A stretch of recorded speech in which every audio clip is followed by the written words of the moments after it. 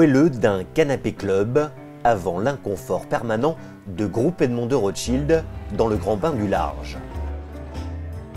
Dernier point météo, quelques heures avant le départ vers Cascais, au Portugal. C'est une partie donc entre Dublin et le Fastnet qui va être très sportive, au près dans la brise tout du long, une sortie du canal Saint-Georges avec 25-30 nœuds de vent au près et pas mal de mer, et surtout une mer sans doute très courte, très cassante, donc difficile à passer en multicoque. Et la stratégie, ça va être de se protéger de la mer qui sera assez forte dans le canal Saint-Georges, environ de 2 mètres à peu près, donc en multicoque ça ralentit beaucoup. Sébastien Josse se verrait bien signer une première victoire dans une épreuve où l'équipage de Groupe Edmond de Rothschild monte progressivement en puissance. 3e des City Race de Kiel, 3e de l'étape entre l'Allemagne et l'Irlande, 2e des City Race de Dublin, de quoi renforcer sa confiance.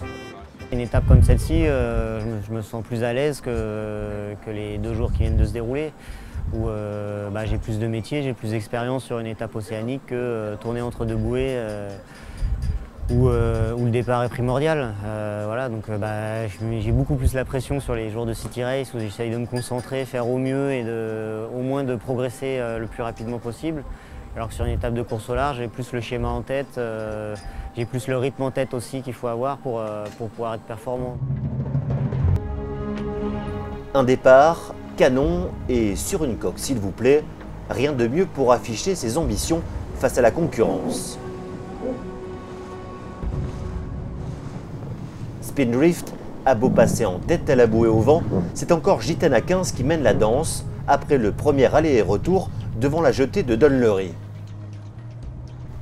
Les 6 équipiers de Groupe Edmond de Rothschild comptent bien passer le phare du Fastnet, première marque du parcours, dans le paquet de tête. À partir du Fastnet, ça sera un petit peu une course de vitesse. Pour le coup, il y aura un empannage dans l'anticyclone et là, les dés seront jetés dès le Fastnet, donc il faut bien passer le Fastnet pour après pouvoir espérer gagner l'étape. En pointant définitivement ses étraves vers le large et le sud, Gitana 15 était au coude à coude avec le Race for Water de Steve Ravussin.